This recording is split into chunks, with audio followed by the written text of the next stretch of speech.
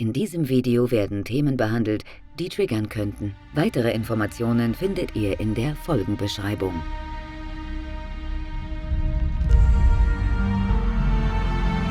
Der Tod ist nicht das Gegenteil von Leben, sondern ein Teil davon. Haruki Murakami. In unserer endlichen Existenz ist der Tod unausweichlich und zugleich ein wesentlicher Bestandteil des Lebens. Indem wir uns mit dem Sterben auseinandersetzen, können wir auch eine größere Bedeutung und Sinnhaftigkeit in unserem Dasein finden. Serkan ermöglicht es uns, tiefer in das Thema einzutauchen. Hi Serkan, schön, dass wir uns heute treffen können. Warum hast du uns genau zu diesem Ort hier eingeladen? Ja, ich bin hier auf die Schule gegangen, habe von einer anderen Schule hierher gewechselt. Das war der Grundstein meines Lebens und so bin ich dann auf die Geschichte gestoßen, die ich jetzt erzählen möchte. Ich bin in der 6. Klasse von meiner Schule, von der Gerhard-Hauptmann-Schule rausgeflogen, weil ich mich da habe ich jemanden die Nase gebrochen und dann hat man mich für ein Jahr in die Türkei geschickt. Dann durfte ich nach einem Jahr zurückkommen, bin dann hier auf die Schule gegangen, war auf Probe auf der Schule und mein Onkel hat dann gesagt, ja, du bist wirklich zu aggressiv, wir müssen da wirklich dringend was tun dagegen. Ja, und dann habe ich mit dem Boxen angefangen und bin dann eigentlich auch richtig gut gewesen, amateurmäßig natürlich, habe auch ein paar Länderkämpfe für die deutsche Nationalmannschaft gemacht. Das heißt, hier hast du dann auch so die Kurve bekommen? Gezwungenermaßen. Also ich bin ohne Vater aufgewachsen, mit meinen Brüdern zusammen und deshalb, wenn die Mutter halt was gesagt hat, hat man ja gesagt, hat es nicht ernst genommen, hat trotzdem das gemacht und dann hat man gesehen, wo das geendet hat. Ja, das klingt nach einem total anderen Menschen, wie wir dich jetzt kennengelernt haben über dein Ehrenamt, was ja irgendwie das gefühlte Gegenteil ist von dem, wie du dich gerade in deiner Jugend beschreibst. Wie bist du denn dann zu deinem Ehrenamt gekommen und was genau machst du denn da? Ja, meine Mutter hat Brustkrebs gehabt. Es ist sehr schnell gegangen. Sie hat ein Jahr hat sie stark gelitten und da habe ich dann 3 Wochen meine Mutter im Krankenhaus selber begleitet sozusagen. Ich war also an dem Sterbebett. Ja, und ich bin menschlich dann zerbrochen, egal wie stark ich bin, weil im Endeffekt, das war meine Mutter. Ich hätte mir sehr gewünscht, dass irgendjemand mal gekommen wäre, mich in den Arm genommen hätte, mich gedrückt hätte oder vielleicht irgendwie mit mir geredet hätte, Zeit mit mir verbracht hätte. Also es ist nicht so, dass man mich einfach da alleine gelassen hat. Man hat mir auch Essen und Trinken gebracht. Also man hat schon versucht, sich Mühe zu geben. Aber das Seelische hat mir sehr gefällt. Irgendwie einfach einer, der mich drückt und einfach sagt, das kriegen wir irgendwie zusammen hin. Und da war für mich dann so das erste Mal so der Gedanke, wo ich mir gesagt habe, ich möchte irgendwas auf jeden Fall ehrenamtlich tun. Dann ganz zufällig, ich sage immer so, wie es Gott wollte, samstags bekomme ich immer den Generalanzeiger. Da habe ich dann an einem Samstag gelesen, dass eine alte türkische Frau, ich bin türkischer Abstammung, im Altersheim ist und dass man da einfach einen Besucher braucht. Habe mich da vorgestellt und dann durfte ich die Frau kennenlernen. Es war eine ältere Dame, die auch sehr dankbar war, weil sie niemanden hatte. Ja, und die habe ich dann 7 Jahre begleitet. Also da bin ich noch gar nicht bei meinem Ehrenamt gewesen, sondern das habe ich einfach nur so gemacht. Eines Tages bin ich nach der Arbeit wieder hin zum Besuch und bin dann an den Flyerstand hingelaufen, weil ich halt warten musste, sonst wäre das nie passiert. Und habe mir einfach die Flyer angeschaut und habe dann einen Flyer, ich wusste gar nicht, was es ist, was er in sich hat, aber dieser Flyer, da stand Hospiz drauf und der Name hat mich fasziniert und ich habe gedacht, okay, hab den Flyer genommen und da stand dann Menschen in der letzten Lebensphase sterben. Ja, und habe dann dort angerufen und dann ist der Ball so ins Laufen gekommen. Serkan hat sich bereit erklärt, uns einen Einblick in das Hospiz Veronika in Ehningen zu gewähren. Dort stehen die Bedürfnisse und Wünsche der Gäste im Mittelpunkt und es wird alles daran gesetzt, dass sie in Würde und mit möglichst wenig Schmerzen ihren Weg gehen können. Ja, hier im 4. Stock haben wir 8 Zimmer. Ich würde dich jetzt einfach mal durchführen. Und wenn du irgendwelche Fragen hast, darfst du dir gerne fragen. Also ich schaffe ja eigentlich beim ambulanten Hospizdienst. Aber im stationären Hospizdienst werde ich eingesetzt, hauptsächlich wenn Muslime kommen.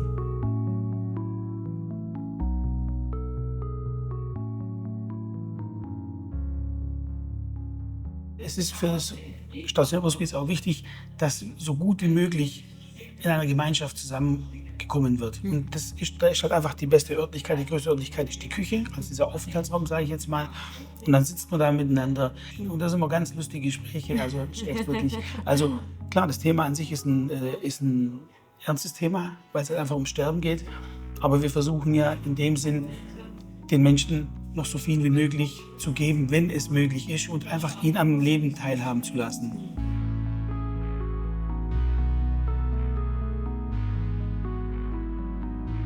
Der Unterschied zwischen dem ambulanten Hospizdienst und dem stationären Hospizdienst ist folgender.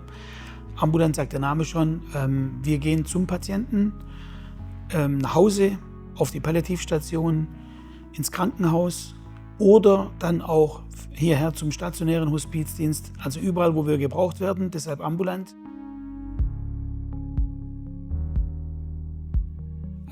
Ich selber bin Moslem, aber wir vom ambulanten Hospizdienst sind in der Hinsicht religionslos. Wir bewerten das nicht, wir gehen einfach in die Begleitungen, egal welche Religion, welche Angehörigkeit. Mir ist aber eines schon passiert, ich bin in einer Begleitung gewesen bei einer älteren Dame und habe dann die Tochter gefragt, ob das in Ordnung wäre, wenn ich aus dem Gebetsbuch vorlesen würde. Dann hat die Tochter ganz erstaunt mich angeschaut und hat dann zu mir gesagt, ich glaube nicht, dass meine Mutter erfreut wäre, wenn sie aus dem Koran vorlesen.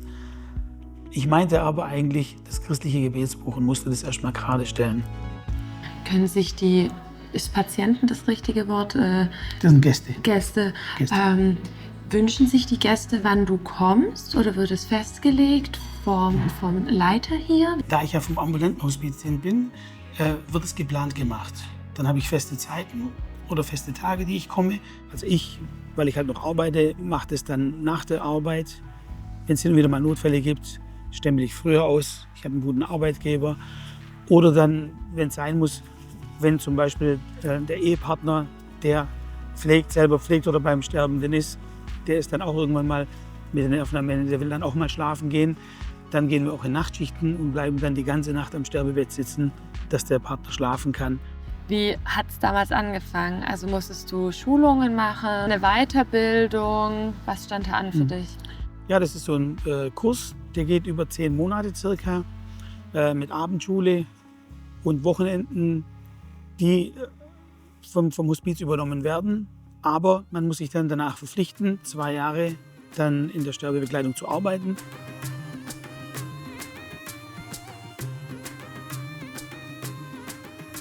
War schön, hell und mit Balkon und allem auch. Genau. Da hat man extra versucht, das so neutral wie möglich zu machen, also nicht auf Krankenhausstandards. Ja, so stellt man sich ja eher vor. Auch. Genau, genau. Ja, auch die Gäste sind immer fasziniert, wie es hier aussieht. Jedes Zimmer ist ein bisschen anders, ist ein bisschen auch von der Größe her hin und wieder. Du hast ja vorhin gesagt, dass es dann Termine gibt. Du läufst dann, wie wir jetzt auch, gerade unten rein, hier hoch, einfach ins Zimmer rein. Also ich melde mich vorne bei der Station immer. Also wir müssen uns anmelden und auch wieder abmelden, dass die Kollegen wissen, dass wir nicht mehr da sind. Was genau machst du, wenn du dann, wie du gerade sagst, am Sterbebett sitzt? Redest du mit den Leuten? Liest du was vor? Bist du einfach nur still? Es kommt darauf an, in welchem Zustand die Menschen sich befinden. Also es gibt Menschen, die sind noch ganz gut bei sich, können klar denken, auch noch reden. Die meisten liegen nur noch da. Ja, und da tun wir von Handhalten, also einfach dieses Gefühl vermitteln. Es ist jemand da, du bist nicht alleine, über ein Glas Wasser zum Trinken oder ein Pudding, dass sie noch mal einen Pudding essen können. Ja, also wir versuchen kleine möglich, also wir tun auch die Menschen wenden, drehen, zudecken, halt einfach vor Ort einfach präsent sein, den Menschen einfach das Gefühl geben, es ist jemand da, du bist nicht alleine und du wirst nicht alleine sterben. Und wie lange bleibst du dann bei dem Gast? So circa eine Stunde oder länger? Das ist unterschiedlich, also das dürfen die Kollegen selber festlegen, wie lange, also von einer Stunde angefangen, ohne Grenzen. Ich selber bin eigentlich immer zwischen 2 und 3 Stunden. Also wenn ich, wenn ich merke, dass der Patient gar nicht mehr bei sich ist, also wo man so das Sterben absehen kann, sage ich jetzt mal, dann versuche ich natürlich so viel wie möglich Zeit mitzubringen, falls der Moment eintrifft, dass auch wirklich jemand bei ihm war. Du hast ja jetzt sehr viel Erfahrung hier im Hospiz bei deiner Arbeit. Würdest du sagen, du spürst es bei einer Person, wenn es dem Ende zugeht, oder? Wir haben ja diese Ausbildung in dem Sinn diesen Kurs und da lernt man das. Da lernt man es ganz genau, ja. Also du siehst es den Patienten an. Das sind bestimmte Veränderungen, die stattfinden, wo man das sieht. Wenn ich sehe, wirklich, also da ist wirklich alles erreicht, dann sage ich zum Beispiel, Herr Meier, Sie können loslassen. Dann gehe ich, kippe das Fenster und sage zu ihm ganz klar, Ihre Seele kann austreten, Sie können gehen, Sie können loslassen. Und viele halten sich dann und machen das dann auch. Das ist jetzt ein Zeichen, dass jemand bei uns im Haus verstorben ist. Und die Kerze, die bleibt dann so lange an, bis der Gast das Haus verlassen hat. Andreas ist der Leiter im Hospiz Veronika.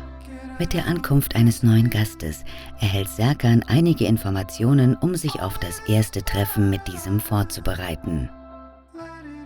Ein paar Tage später lud Serkan uns zum Supervisionstreffen ein.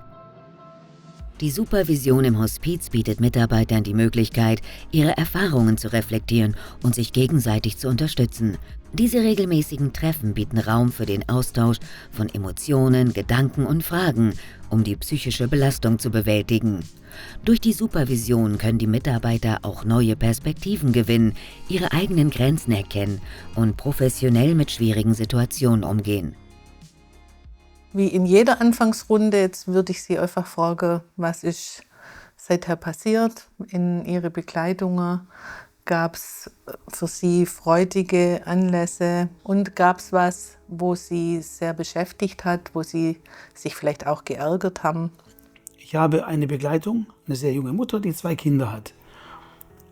Ich bin in die Begleitung gekommen, bin ins Zimmer rein und hat irgendwas die ganze Zeit notiert auf einem Blog. Und ja, dann habe ich mich vorgestellt. Ja, und dann so in dem Gespräch habe ich gesagt, interessant, Sie sind ja noch sehr aktiv, schreiben noch Sachen auf. Und dann hat sie zu mir gesagt, ich plane meine Beerdigung.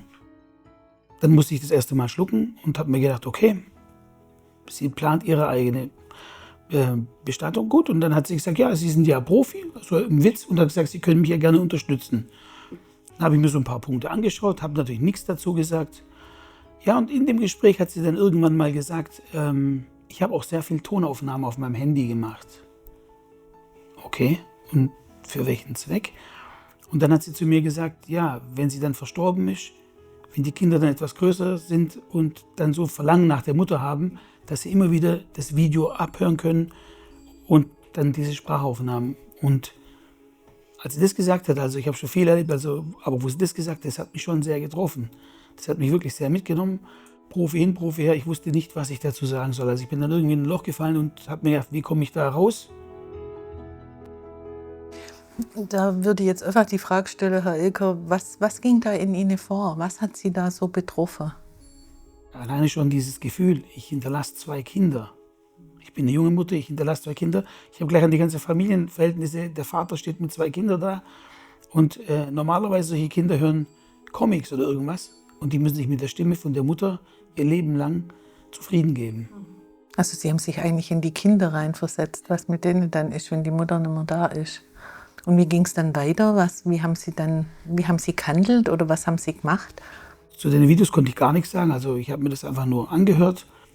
Habe ich halt nochmal versucht wiederzugeben, dass sie halt die Vorteile hat. Sie kann wirklich alles selber, wie sie ja gesagt hat, selber planen.